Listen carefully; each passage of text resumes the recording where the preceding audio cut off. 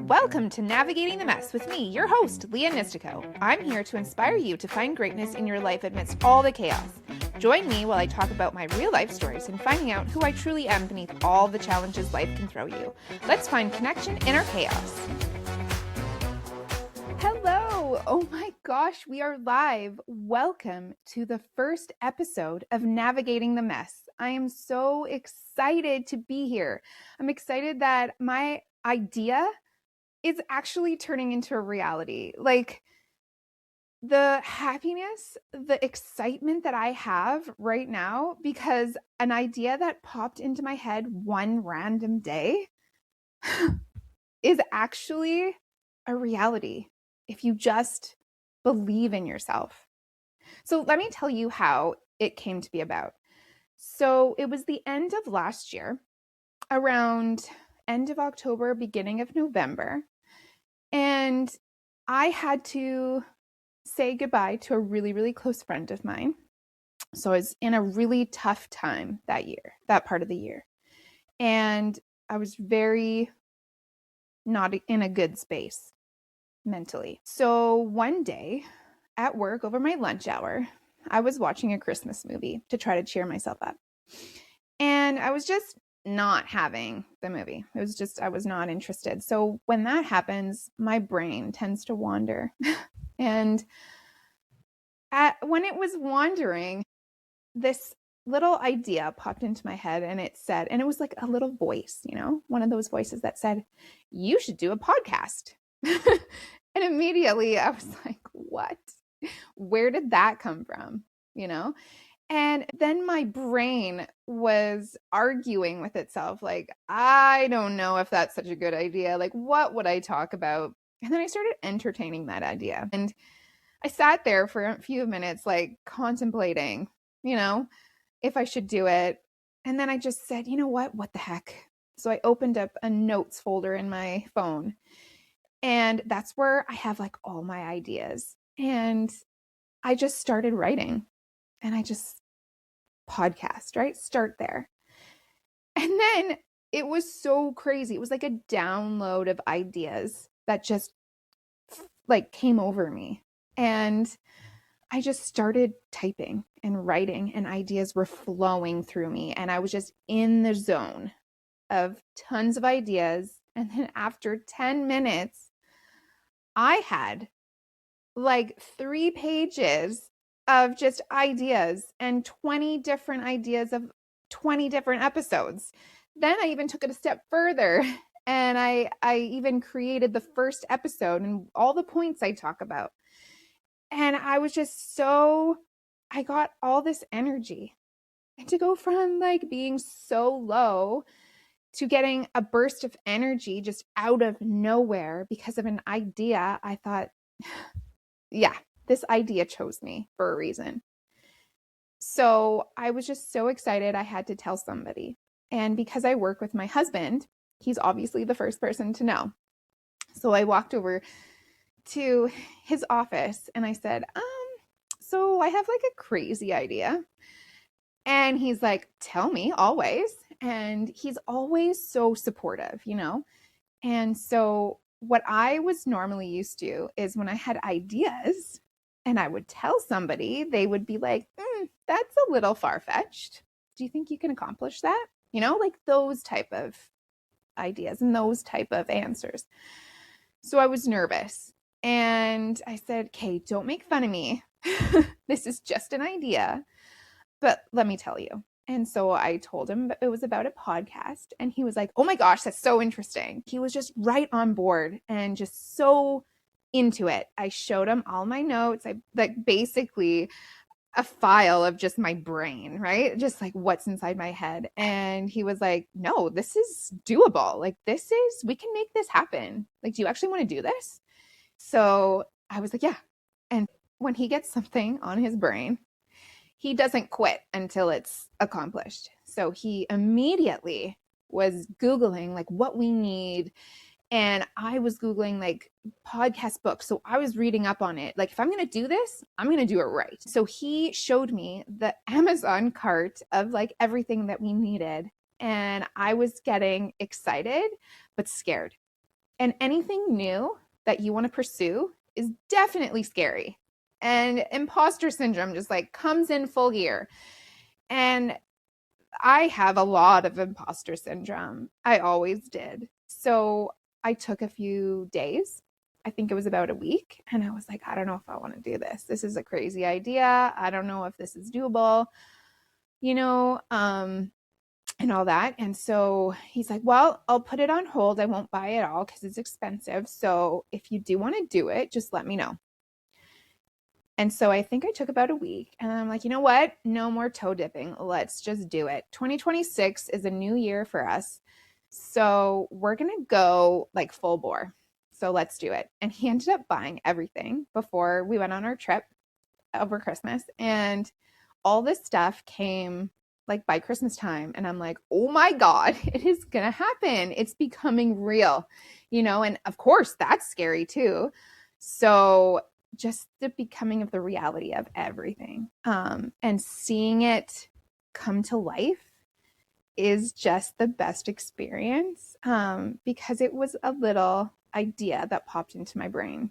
And now it's reality. And it's just like so exciting.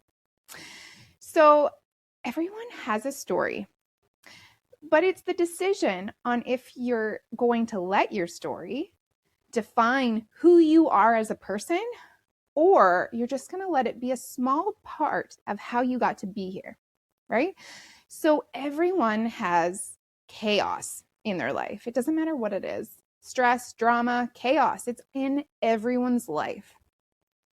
But it's the amount that you want to allow to come into your life, right? So it's like your chaos meter, right? So I have always lived a highly stressful, chaotic, drama-filled life. It was just who I was, and I let it define me. That was me. When I thought about me, I just thought about drama. Drama tends to find me wherever I go. That was my identity at the time. And my friends would even say it. They were like, I can't believe that wherever you go, just drama finds you in every situation. Like it didn't matter where I went. I would always like text my friends like, "Oh my gosh, guess who I just ran into? Guess what she told me? Guess what she said to me? Guess what he said to me? You ruined my day." You know, like the highest of highs and the lowest of lows. It was never in between. The chaos. It was just constant. And when it was constant, it feels like home, right? If you start your life just filled with chaos, that's all you know. And that's who you become. And that's who you surround yourself with. And in people, in places like workplaces, in friendships, in relationships, you're going to attract that if you want your chaos meter to be up here, right? And it's not that we want our chaos meter up there, it's that we're used to that. So let me tell you a little story. It's a real life story of how my life started chaotic and drama filled. And that's why I think it's home. So I didn't always used to live here in Thunder Bay. I was born here, but then we moved to Toronto, and that's where my biological dad is from. So he lived there, and so we all lived there. And I only lived there for about a year and a half. And I don't remember anything. I have like flashbacks of little pictures that come to mind when I think about back then. But all I'm going off of is stories that family members, my mom, aunts, and uncles have told me. So my mom and dad, they got a divorce when I was a year and a half. So the way my mom decided to leave my dad was just a huge drama-filled situation. It was very traumatic for every person involved, not just me, not just my brother, literally every person involved. It was so chaotic. And so how she had to do it, at the time, she was young And she thought that was the only way she could do it, to be safe and everything like that. So I don't blame her for how she decided to run her life. I can't. And so she waited until the middle of the night. So my dad was at work. He worked at a bakery, I believe. And so he was working there, and me and my brother were sleeping. My brother was 3 and I was a year and a half. So I was in my crib and he was in his bed. My mom was packing up like moving trucks with some people. I think it was like my aunts were helping her. And so once that was all packed up, she packed up the car, and then she packed us in the car. So me and my brother were asleep in our beds, and we woke up in a car driving to Thunder Bay. Right there. Like huge, chaotic, what's happening, right? Like it's scary, especially for little babies and kids. It's scary. What's going on? You don't feel safe anymore. How do you feel safe going to sleep at night in your bed and waking up in a car, right? So the picture I remember is of the vehicle that we had, and of just like blankets and pillows everywhere. I assume we were in car seats, but there were just blankets and pillows everywhere. And she tried to make it fun, like let's go on a road trip, even though it was the most stressful time of her life I can imagine. You're leaving your husband in the middle of the night with 2 children, and you're driving 18 hours, right? Chaotic. And I bet you it was like a race against the clock type of thing. You had to get out before my dad got home. And so we ended up living with my grandma, who lived in Thunder Bay. So I went from one house to another, and can you imagine how unsafe? Just like your body remembers it. Not that my brain remembers it, but my body remembers it. Like right now I'm in sort of like a fight or flight mode right now because I remember that unsafe feeling. So right there is how my life basically started. That's how the chaos came into my life. And I feel like since that moment, it never ended. It was just like the starting of how I ran my life. And that's the starting of how I thought life was supposed to be. That's normal. To me, that's normal. You don't know any different until you grow up and you learn different and you meet different people, and they're like, and you tell your story and they're like, that's not normal, to go from a house with both parents to go to another house without one parent. That's a huge wound. To never have a relationship with your dad after that, to not ever see him again. That's traumatizing. That's hurtful, painful. There's lots of wounds there. And in order to heal from that, it took a long time. It took a long time, especially if you're surrounded by people who don't believe in therapy. They just say, you know what, that's life, move on. Well, it's not life. That's not how life is supposed to be. Life is supposed to be happy and peaceful and loving, and you feel whole. I always felt so empty, and alone. And I never knew why. I was surrounded by people, but I just felt alone and lonely.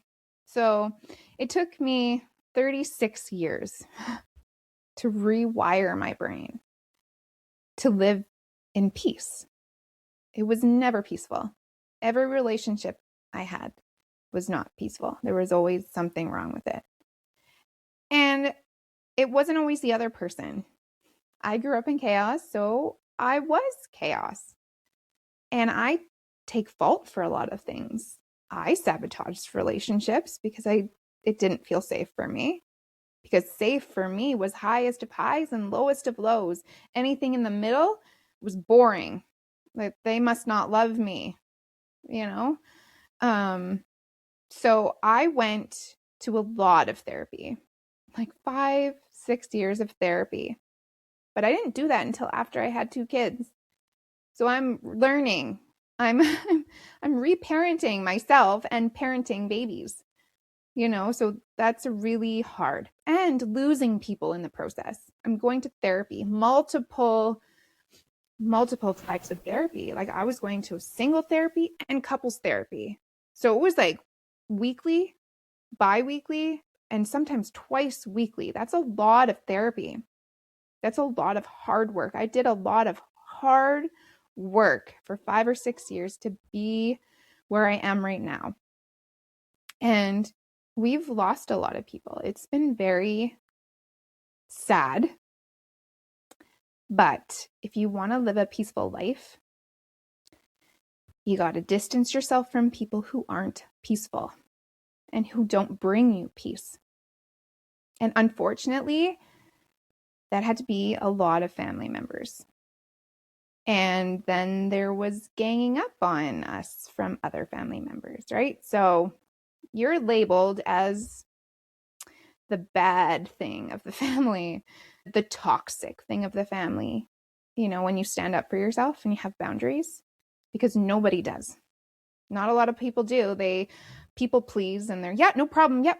Or let's just sweep that under the rug and never talk about it again, even though it hurt you. And there's so much hurt there. Like, talk about it. When people talk about it together, you want to keep that person in your life.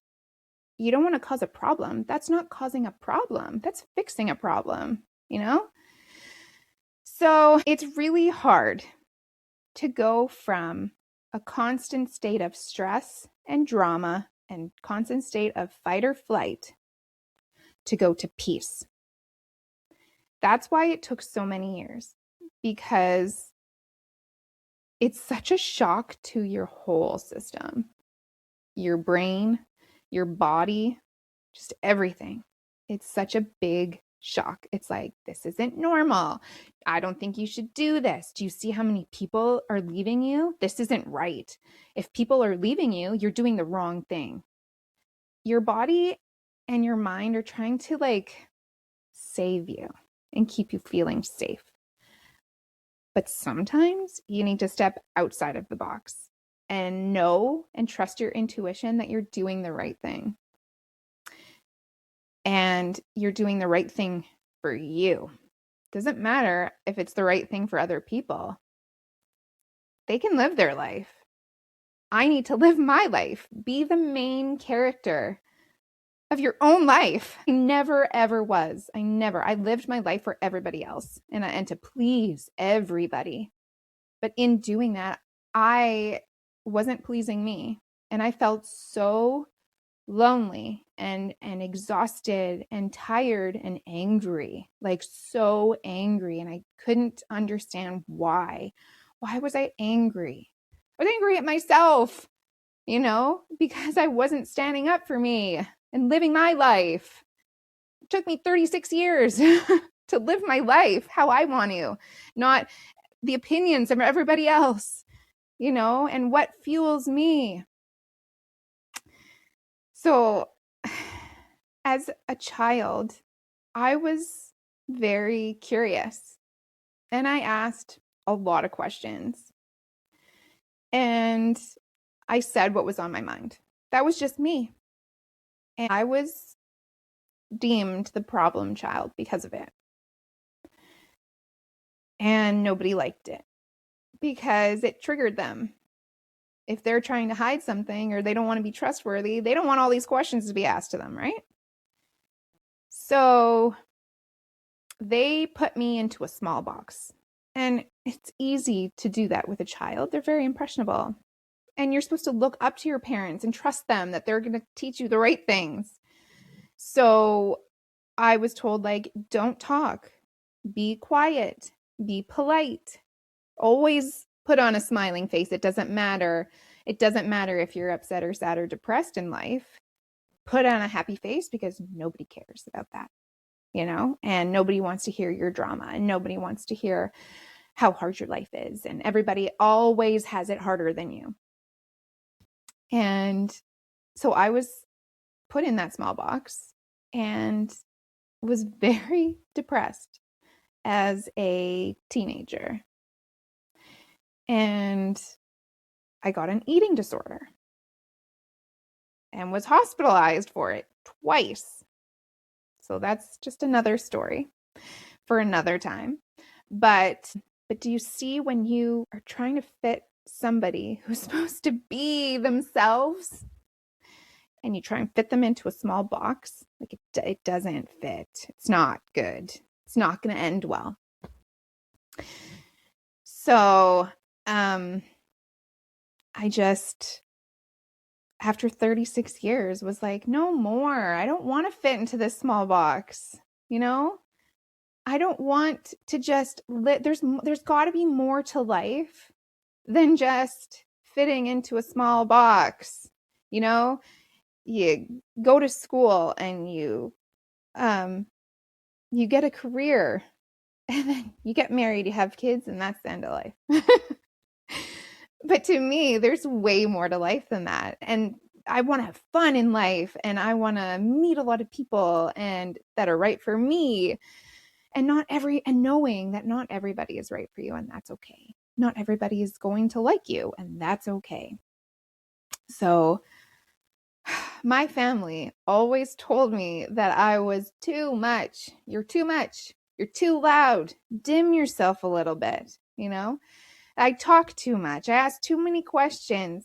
And I thought it would be so perfect to use that to my advantage, to be myself. Being yourself is your advantage. So that's why I decided to start a podcast and bust out of that small box that everyone put me in, and to be the funny, loud, real, truthful person that I truly am. So I really hope that you loved this episode. I did. I had so much fun being here today. And I hope that you took something from it, and to see you back next week. Thank you for joining me on Navigating the Mess. Hopefully some of this resonated with you. If so, please hit the like and subscribe button or leave a comment. I would love to share the comments every episode. See you next week, same time, same place.